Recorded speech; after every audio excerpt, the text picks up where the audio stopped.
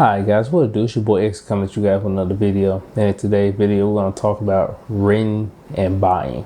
Which is best? Which one should you do? Which one is truly the better option? Everybody thinking buying is the better option. Is it really? Like, have you ever actually considered the pros and the cons? I don't think you have, but I have. Because I have rented and I have bought. So I can most definitely tell you the pros and cons of both. So let's get into today's video. Guys, we talk about renting versus buying. By default, a lot of people assuming buying is 1,000 times better than renting. Why? Because at least when you buy, eventually you will own it. The money that you're spending is going towards something. Home equity, home ownership. That's why buying has to be the best option, right? What's wrong with renting? Let's see. Renting is 1,000 times more cheaper than buying. Literally. Probably like literally. But renting is way more cheaper than buying. Buying is ridiculously more expensive than renting, but which is best? So let's lay out the pros and the cons here. Let's start with renting. Okay. When it comes to renting, the number one pro is the fact that if something breaks, it ain't on you, right? The ceiling fan stop working, ain't your problem. The hot water tank bust, not your problem. A rock come through your window, not your problem, right? All these things are not your problem. And that has to be one of the best pros of renting. Because I get it, everybody wants to own it. But sometimes to own, you have to be at a level to own. Say you wake up, you feeling good, right? Good day. Birds are chirping, dogs are barking. You know what I'm saying? You all work. You can go catch up with some friends, some buddies. Y'all can go out and have some brunch. You know what I'm saying? Eat a little, Popeyes or something. You enjoying your day. Y'all all laughing. You genuinely having a good time. And then your phone vibrates. You know what I'm saying? 'Cause you got your silent mode on, right? And it's your tenant saying, "Hey, man, I was turning the faucet off and broke the handle, and it's just water shooting everywhere. Now your day that was going so nice is ruined." And now you sitting here like, okay, well, did you turn the water off? How you do that?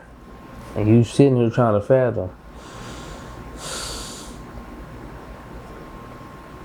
how you not know how to turn the water off? So now you got to know, as a landlord, you got to be already on 2 steps ahead of the thing. You know what I'm saying? Hey man, go in this closet. Go back in the backyard in the shed. It's a water key. I left it in there for just this occasion. Go out to the street, turn the water off. What's a water key? Now, mind you not, while all this is transpiring through text message or call, however you want to do it, water just, your day will be pretty ruined, right? It ain't fun. It sounds great to be a homeowner, to rent things out, but you have to have these thoughts in the back of your mind. You have to already, well, what if? Well, what if? It's the possibilities, right? But when it comes to renting, let's say that same scenario happened. Wow, hey, my apartment's cheap. All I did was turn it a little bit and it broke. I'm moving out these young. Everything in here cheap. Call up the maintenance man, call up the office. Hey, it's water everywhere. It just broke. Okay, we gonna send somebody over. Yeah, alright. What do you do as a renter? You make sure all your stuff is not getting wet. Take your stuff, put on the bed, put up somewhere high, whatever you gotta do. Your stuff is not getting messed up. They gonna come through and fix it. You just like, wow, this is crazy. Something always breaking. But when the shoe's on the other foot, it's mad headaches. But really think about that when you're trying to say, oh, buying is better than renting, because I don't know if you check the price of plumbers and all that, but baby, they ain't cheap. Oh, they ain't cheap. They ain't cheap at all. But really take this into consideration. Like when you're trying to have that debate, buying versus renting, are you really ready to take on all this responsibility where if something breaks, it's all on you? Or do you want to keep the simple life, you know what I'm saying? When something go wrong, you know who to call, and it ain't Ghostbusters. One thing that people really just breeze over that I think is mainly important that you really should consider when renting versus buying is landscaping. Oh, bro, you do not like landscaping for real. When you renting, that ain't your issue, right? Unless you rent a house. Then you can negotiate that with the homeowner. Maybe he knows somebody who can help you get a deal for the low, because he has multiple properties or whatever. You know what I'm saying? But when you doing your own house, hey, that grass grow fast. Ooh, that grass grow fast. You need lawnmowers. If you don't go electric lawnmowers, you need gas. You need weed eaters.